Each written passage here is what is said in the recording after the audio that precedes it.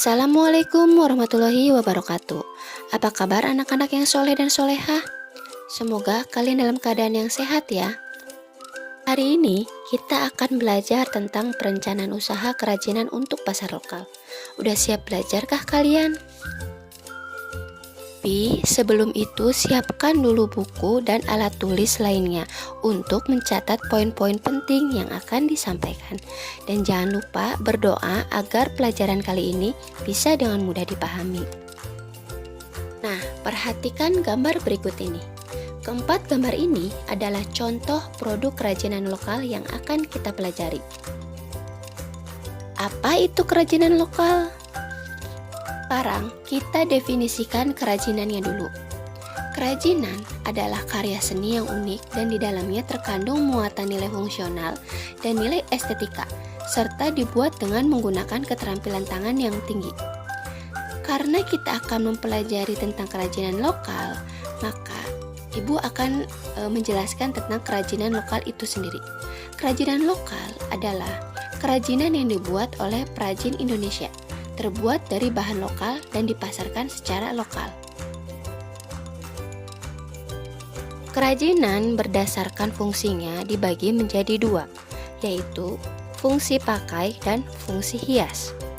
Fungsi pakai adalah produk kerajinan yang mengedepankan aspek fungsional, sedangkan fungsi hias adalah produk kerajinan yang menonjolkan sisi keindahan dan estetika. Kerajinan berdasarkan dimensinya yaitu ada dua dimensi dan 3 dimensi. 2 dimensi adalah kerajinan yang mempunyai dimensi panjang dan lebar sehingga memiliki luas. Kerajinan 2 dimensi sebagian besar memiliki fungsi hias. Contohnya, hiasan dinding yang terbuat dari ukiran kayu. Sedangkan kerajinan 3 dimensi adalah yang memiliki dimensi panjang, lebar, dan tinggi, sehingga dapat diketahui volume. Kerajinan 3 dimensi yang memiliki fungsi pakai adalah vas bunga. Sedangkan kerajinan 3 dimensi yang memiliki fungsi hias adalah patung dan miniatur. Berdaya untuk pembuatan produk dikenal dengan sebutan 6M, yaitu man, money, material, mesin, method, dan market. Man adalah manusia.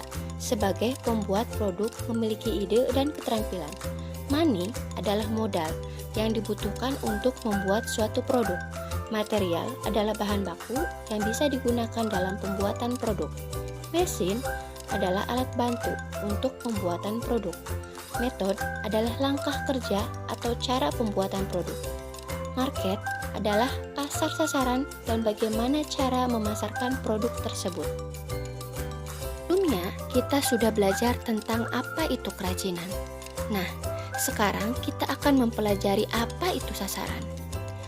Pasar adalah tempat terjadinya transaksi antara penjual dan pembeli dengan media alat pembayaran yang sah. Berdasarkan luas jangkauannya, dibagi menjadi 3, yaitu pasar lokal, pasar nasional, dan pasar global atau internasional. Karena materi kita tentang pasar lokal, maka Ibu akan mendefinisikan pasar lokal saja. Pasar lokal adalah pasar yang menjual produk dalam satu kota tempat produk itu dihasilkan. Bisa juga dikatakan pasar lokal karena melayani permintaan dan penawaran dalam satu kota. Pasar terjadi karena adanya permintaan dari pembeli dan penawaran dari penjual. Potensi pasar dapat diketahui melalui 2 pendekatan. Yang pertama, pendekatan permintaan. Yang kedua, pendekatan penawaran. Pendekatan permintaan adalah dengan mencari tahu kebutuhan dari pasar sasaran. Sedangkan pendekatan penawaran mengandalkan pada kemampuan wirausahawan membuat produk inovatif. Segmentasi pasar sasaran dapat dibedakan menjadi 3.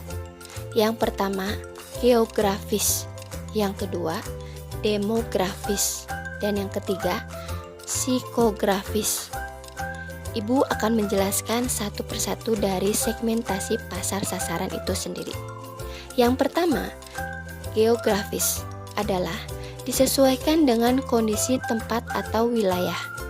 Dan yang kedua, demografis adalah disesuaikan dengan usia, gender, etnis, pekerjaan, dan tingkat ekonomi. Sedangkan yang ketiga adalah psikografis, yaitu disesuaikan dengan karakter kelas sosial, gaya hidup, dan kepribadian. Identifikasi kebutuhan pasar lokal. Mencari ide pembuatan kerajinan untuk pasar lokal bisa dilakukan melalui berbagai macam pendekatan. Yang pertama, mengamati lingkungan. Contohnya, suhu udara, kebiasaan, kegiatan, dan lain-lain. Apakah suhu udara di tempat yang dingin seperti di puncak? Atau bahkan panas seperti di Cirebon. Dan yang kedua, mengetahui selera dan daya beli konsumen. Kira-kira yang sedang tren saat ini apa ya? Dan yang terakhir, yang ketiga adalah mengidentifikasi sumber daya yang tersedia. Terima kasih telah menyimak video pembelajaran ini. Sampai jumpa pada video pembelajaran berikutnya ya. Assalamualaikum warahmatullahi wabarakatuh.